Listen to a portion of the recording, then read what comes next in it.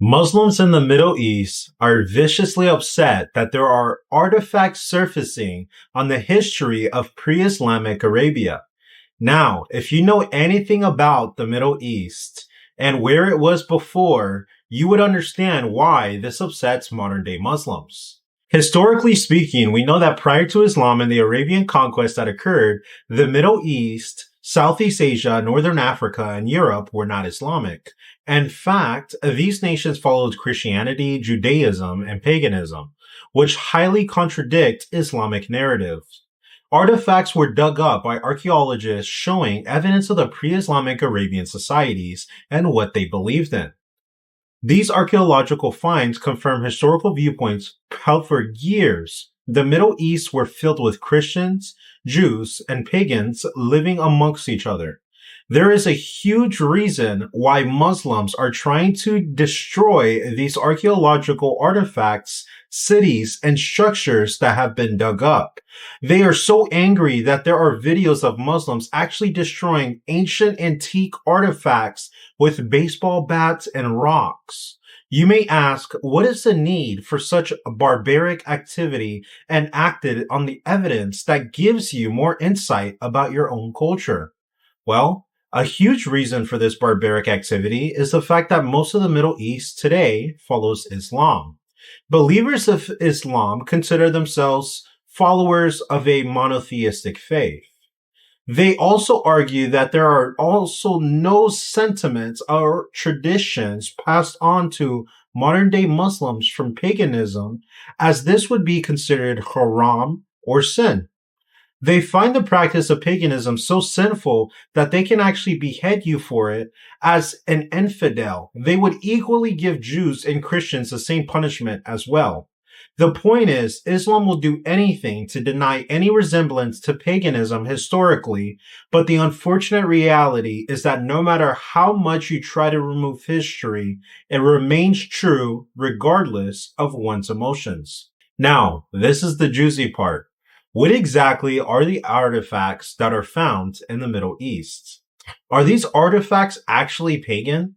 And do they prove Islam had pagan influence? Well, one of the cities destroyed was Nimrod, an Assyrian city from the 13th century BC, which is about 2,000 years older than Muhammad and Islam. Islamic thugs illegally destroyed 90% of the city and looted ancient artifacts so that by the time it was retaken by government forces, only 10% of the artifacts remained. We see that they found Nabatean coins, which were once used in the Nabatean Empire before Islam was created.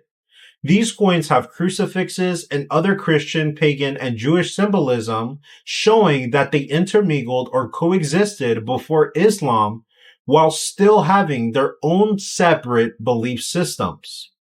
Another artifact that is very interesting is the Temple of Baal, which was located in Palmyra, modern-day Syria. In the Temple of Baal, they would worship the Mesopotamian god Baal, worshipped at Palmyra and Triad with the lunar god Aglibol and the sun god Yarhibol. These are the polytheistic deities that were worshipped in pre-Islamic Arabia and the surrounding nations. According to Journal of Material Cultures and the Muslim World, quote, among the items were a number of clay-made objects, including a figurine of a naked woman, possibly a goddess, with her hands raised, a miniature votive, incense altars, rattle fragments, animal figurines, and an array of colored quartz pebbles and seashells, end quote. This artifact was found on an ancient route from Cairo, Egypt to modern-day Mecca, and it was said to be used for sorcery and magic rituals in the days of Muhammad and before his time. These artifacts were said to be used to ward off the evil eye, which we see is a practice today among many secular Muslim women. The amount of artifact cities and structures that remain prove unequivocally that they were Christian and pagan societies in pre-Islamic Arabia. Now, where's the evidence that Islam actually had influence from paganism and that Islam is not a monotheistic faith? Existing archaeological and historical facts dictate that the Kaaba stone that Muslims prostrate towards today were once worshipped by pagans as well. The practice of circling the Kaaba stone 7 times, called tawaf, was done by the pagans before Muhammad. They also had 360 different deities inside the Kaaba stone since they were very polytheistic.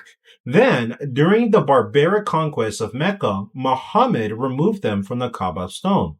Furthermore, Ramadan is a symbolization of moon god Hubal worship. This is why Muslims look for a crescent moon as a symbolization for the start of Ramadan, as did their pagan ancestors. Muslims are so obsessed with the crescent moon that they even have one in the clock tower directly across the Kaaba stone.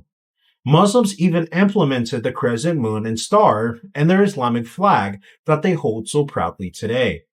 What is it with this crescent moon that's so special? Historically, pagans would use the crescent moon to represent their deities that symbolizes womanhood, fertility, and strength. The god of Islam is Allah, meaning moon god, not the only true monotheistic god. Muslims become upset at the slightest idea of these artifacts being shown to the world because it is undeniable evidence that Islam is just another pagan religion that copied the religions before it. But what made Islam grow in popularity in comparison to its other pagan counterparts?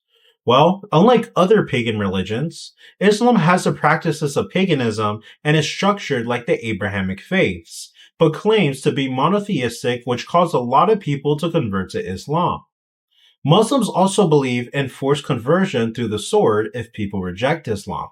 This very seductive belief system, a combination of a prophet receiving divine revelation from Allah to murder any non-believer and lawful permission for believers to enact evil deeds, converted lots of people. Even in the Middle East today, there are many Muslims who are willing to commit mass genocide in the name of Allah. There are also many who are terrified to publicly leave Islam because they know they would be considered an apostate who, according to Sharia law in the Quran, can be murdered for leaving their faith of Islam. This, combined with them populating the earth at ridiculously high rates, is not healthy for the future generations to come. This is a call for all Westerners to live in the example God has paid for us in the scriptures. According to Genesis chapter 1, verse 28, God says to be fruitful and to multiply, emphasizing the roles of humans. This is something we lack much of in the Western world. We are very advanced, intelligent, wealthy, but many of our hearts are far from God. This concept of multiplication is so important to God that he puts it in the very first chapter in the Bible. Many people in the church today incorrectly teach to get your life together first, then get married and have kids after 30 years old. While that may work for some, this does not work for most people statistically.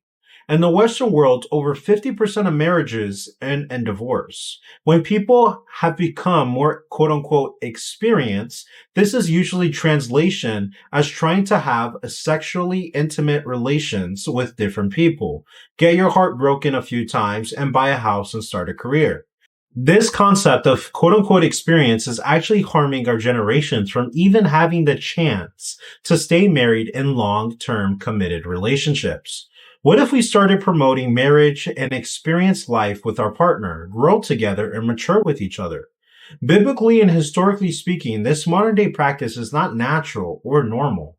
Waiting for marriage is something that is shunned in our culture when it shouldn't be. In fact, just by remaining a virgin until your marriage, data proves it reduces your chances of divorce from over 50% all the way to just about 5% chance of divorce. This isn't an attack on Christians that have married at an older age or didn't wait until marriage. This is an informative collection of evidence that shows the importance of following biblical principles in our lives. This is why Islam has been growing over the past few hundred years, because of their birth rates and undeniable willingness to murder unbelievers. Remember, Muslims don't look for evidence to believe in Islam. They believe in Islam, then look for evidence. These ancient artifacts are alarming not only as they inform us about the pagan origins and traditions practiced in Islam, but also as the amount of deception that goes on in the Islamic communities to hide truth.